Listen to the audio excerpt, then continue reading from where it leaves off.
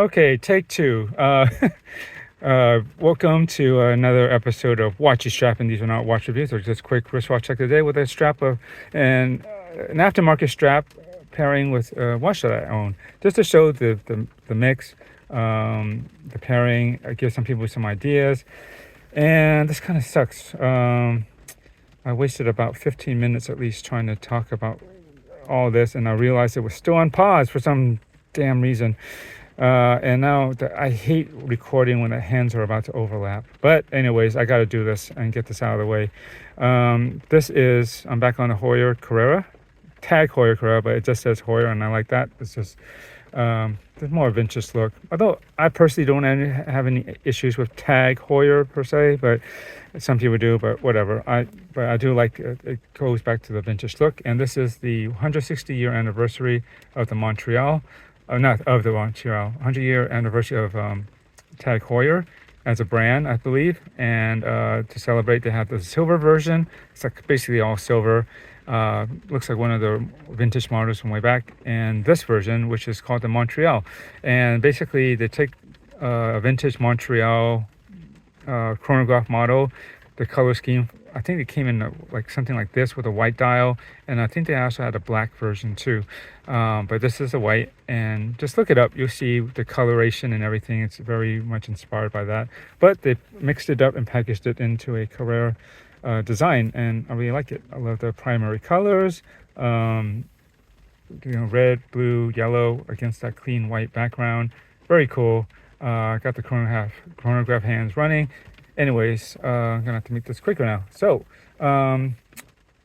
I have been pairing this on different things, and I definitely wanted to get this on a bracelet, but really they don't really make bracelets, at least from the factory, for most of the Carrera line, except for like the three-hander, like the no non-chronograph version, which personally I don't really care for. I don't hate it, but if I'm gonna get something that's from TAG Heuer on it and it says Carrera, it's got to be a chronograph. That's it. So looking around, the only place that really makes one for the Carrera and this similar model, I think, is Uncle Straps, formerly Uncle Seiko, and they have a beads of rice style bracelet, but it has like those three inner beads of rice links have like this extra line or split down each of them, which I don't particularly like. It makes it look a little bit too old-fashioned.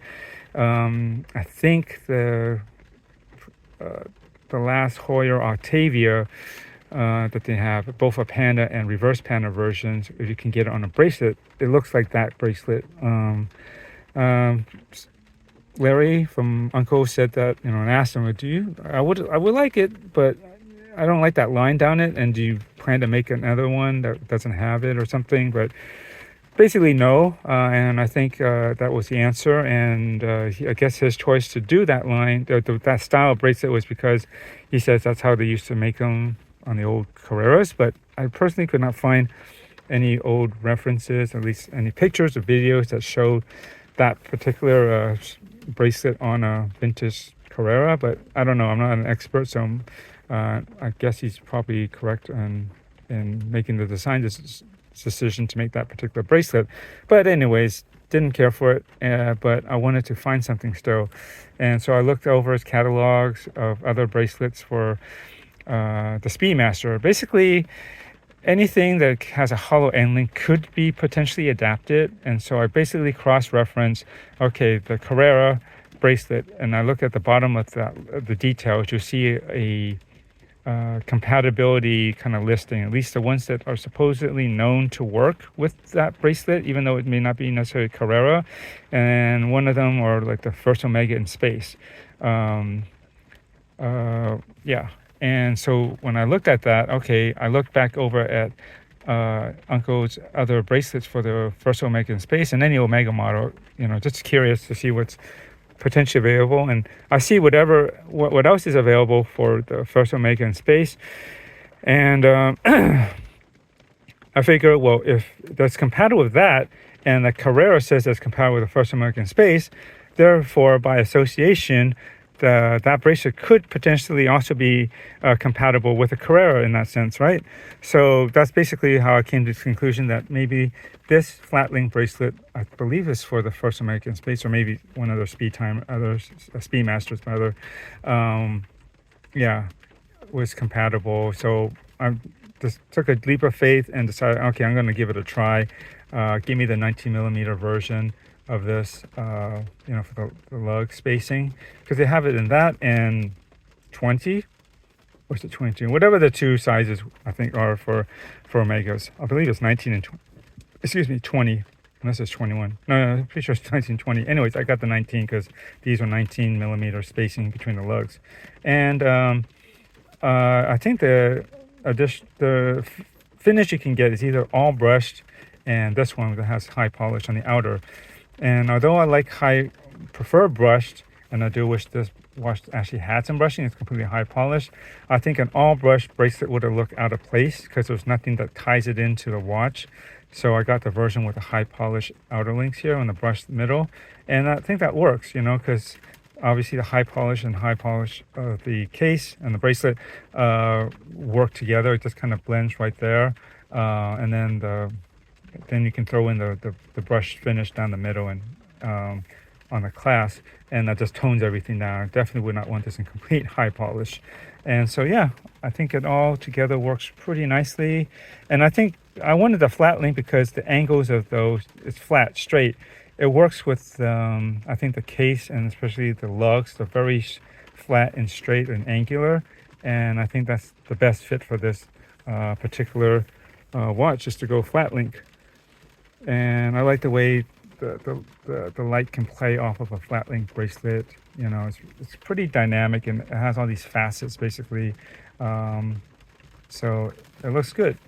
And one other thing is that the clasp originally was one of those old school stamped friction fit or snap or press fit. You just push it down and it snaps and locks by, I guess, pressure or friction. There's no buttons or anything.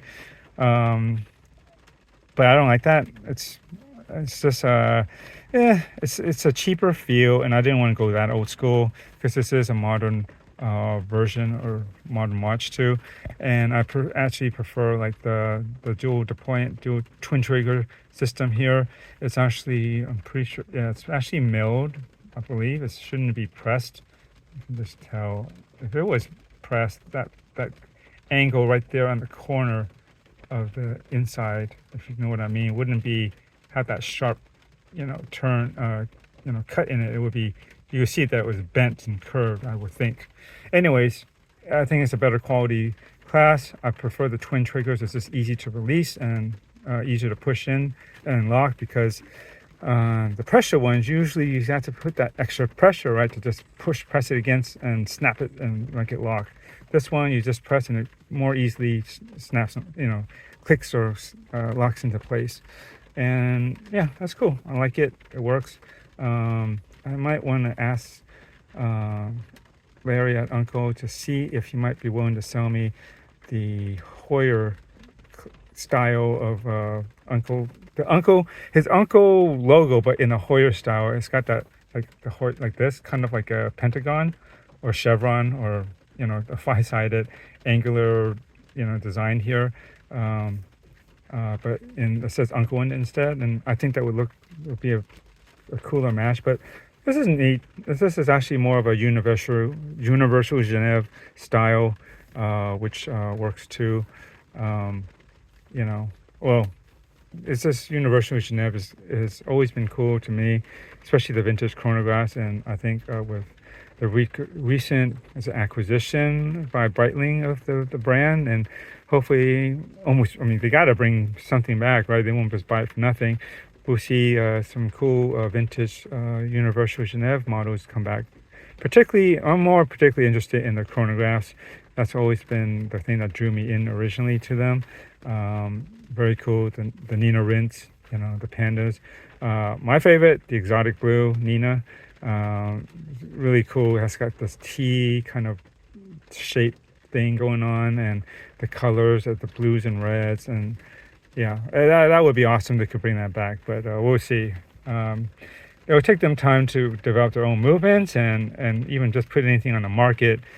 All the more reason that's fine, because it'll probably be pretty expensive, and I'm gonna have to save up for that if I'm really serious about getting one in the future, which I really would. Anyways, babbling on enough. What do you think? I think it works pretty good.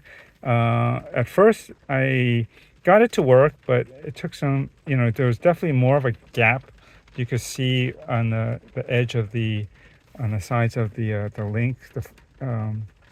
And these are hollow end links, but I have no problem with hollow end links.